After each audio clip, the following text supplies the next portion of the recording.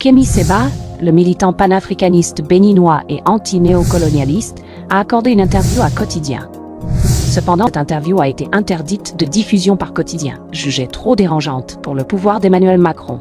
Malgré cela, nous vous présentons l'interview dans son intégralité. Stratégie qui consiste à toujours dire que l'homme noir, en réalité, ne peut pas penser par lui-même. S'il critique le néocolonialisme, c'est parce qu'il est piloté par les Russes. J'ai travaillé avec le gouvernement, je travaille jusqu'à aujourd'hui avec le gouvernement vénézuélien. Je travaille avec les autorités cubaines, je travaille avec les autorités iraniennes. Et on travaille aussi, on a collaboré aussi avec la Russie. Mais il n'y a aucun tabou dessus, c'est de la géostratégie. Pourquoi le gouvernement français a le droit, jusqu'à il y a peu, avant qu'il y ait le début de la guerre contre leurs frères ukrainiens, le gouvernement français parlait avec les Russes? Pourquoi quand eux pouvaient le faire, ce n'était pas de la trahison, et quand nous décidons de nous allier avec tous ceux qui peuvent nous aider? Lorsqu'il y a le terrorisme au Sahel, l'armée française n'a rien fait pour nous. Il y a des gens qui sont morts, sincèrement, mais ils sont morts en ayant sincèrement tort. Parce qu'ils ont été instrumentalisés par les multinationales. Ils ont été instrumentalisés par le pouvoir néocolonial. Mais ils n'ont pas été dans une démarche d'aider et de défendre les intérêts français. Et je dis paix à l'âme de ces soldats français qui sont morts, croyant servir à une bonne cause. Mais ils n'ont pas servi les intérêts de notre peuple et ils n'ont pas servi non plus les intérêts de leur peuple. Et les 400 000 euros que vous auriez reçus de Wagner, est-ce que c'est de la géopolitique ça? Mais déjà, je vais dire les choses très clairement, même les 400 000, c'est pas une somme exacte, premier point, d'accord? C'est pas une somme exacte, et je peux vous dire une chose, on reçoit beaucoup plus du gouvernement vénézuélien, on a reçu beaucoup plus du gouvernement iranien, on reçoit beaucoup plus d'entités qui veulent nous soutenir dans nos programmes d'action sociale, qui veulent nous soutenir dans nos actions politiques, dans nos actions géostratégiques de manière générale. Quand on reprochait à Nelson Mandela de recevoir des soutiens ou des fonds de l'Union soviétique, d'accord, ou de recevoir des soutiens de la Libye de Kadhafi, qu'est-ce que disait Mandela? Il disait, mais vos ennemis ne sont pas nos ennemis. Il n'y a pas de combat politique d'indépendance qui se mène sans financement. Wagner, c'est pas un ennemi.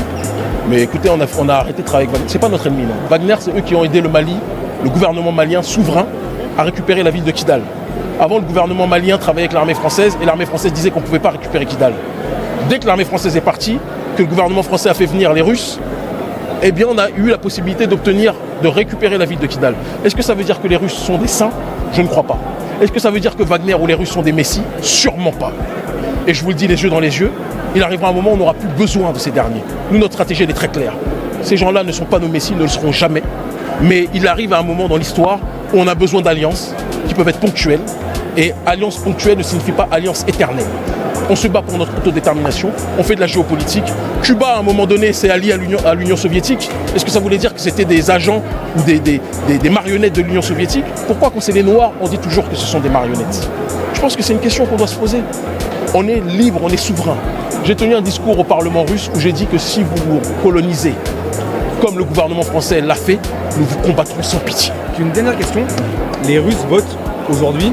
Vladimir Poutine devrait être réélu. Est-ce que c'est une bonne nouvelle pour l'Afrique?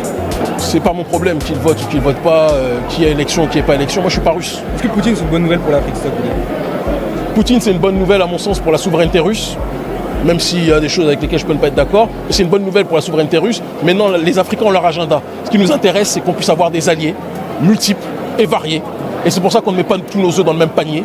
On peut discuter, par exemple, avec le gouvernement turc qui ne s'entend pas toujours avec le gouvernement russe. Et c'est un kiff pour nous. De rappeler aux Russes aussi qu'on a des alliés multiples. Et parmi ces alliés multiples, il y a des gens qui ne s'entendent pas avec vous. Les Russes ne sont pas nos patrons, ne le seront jamais. On a travaillé avec le Hezbollah, on a été plus soutenu par le Hezbollah qu'on a été soutenu par Wagner. Pourquoi vous n'en parlez pas? On a été plus soutenu par le gouvernement vénézuélien qu'on a été soutenu par Wagner, même financièrement. Pourquoi on n'en parle pas? Donc on mène notre combat, on va dans le sens de l'autodétermination des nôtres et on fait ce qu'on appelle la géostratégie. Notre ONG a été l'invité d'honneur parmi les structures observatrices au sommet des BRICS. C'était le sommet du Sud global qui se réunissait pour parler d'une seule voix et parler de multipolarité. La multipolarité, c'est ce qu'on fait quand on fait de la diplomatie parallèle en s'alliant à d'autres entités qui sont dans une dynamique de pouvoir faire avancer l'agenda multipolaire en tant que tel. Parce que le monde est fatigué qu'il n'y ait que l'Occident qui décide pour le reste de l'humanité. Et dire cela, c'est pas être anti-occidental, c'est pas être anti-blanc, c'est pas être antisémite, etc., etc. Il faut qu'on arrête cette construction médiatique. Pour beaucoup de Français, le Hezbollah, l'Iran, les Russes qui seraient des potentiels alliés, ça peut paraître... c'est leur droit. À minima très sulfureux. Ils peuvent penser que c'est sulfureux. Il y a beaucoup de Français qui nous soutiennent et qui voient la géopolitique au-delà que par BFM TV ou France 24. Vous voyez, la géopolitique, c'est quelque chose de plus complexe. Au Proche-Orient, aujourd'hui, il y a une guerre coloniale. Il y a un peuple qui est colonisé et il y a un gouvernement qui colonise. On peut le dire. C'est pas être criminel. Le Hezbollah, je ne suis pas d'accord avec toutes leurs actions, mais le Hezbollah résiste. Ça, c'est leur agenda, c'est leur réalité. Et il y a une ligne aujourd'hui de résistance dans le monde, en Amérique du Sud, au Proche-Orient, en Afrique, en Europe de l'Est, en Asie. Et je pense qu'il faut en tenir compte parce qu'on ne peut pas parler des BRICS sans parler de cette ligne politique organisationnelle qui est en train d'être transversale et qui s'unit de manière extrêmement solide aujourd'hui. Merci. C'est moi qui vous remercie.